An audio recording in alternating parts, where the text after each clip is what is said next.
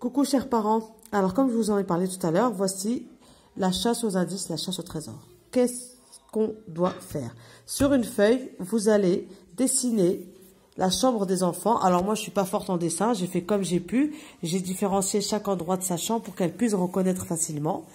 Donc je lui donne le plan, d'accord, la carte qui va permettre de lui trouver le premier indice, puis le deuxième indice, ainsi de suite, jusqu'au dernier indice. Une fois qu'elle a trouvé tous les indices, quand elle sort de sa chambre, elle doit me noter sur sa carte au trésor qu'est-ce que tous les indices trouvés lui font penser.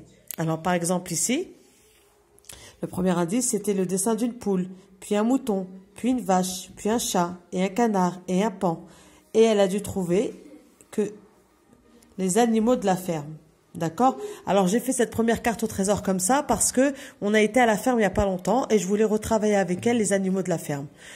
Ma fille, elle a 5 ans, donc elle a facilement fait celui-là.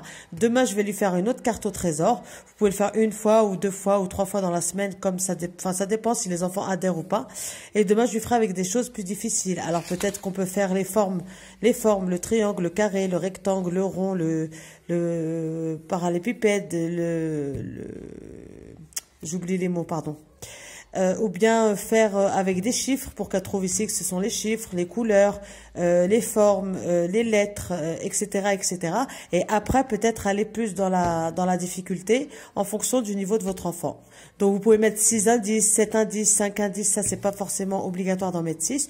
Mais ce qu'il faut, c'est bien lui faire le schéma, lui expliquer le but du jeu pour qu'il puisse comprendre. Il rentre dans sa chambre, il trouve les différents indices là où ils ont été indiqués, il trouve le mot et il a gagné. Voilà.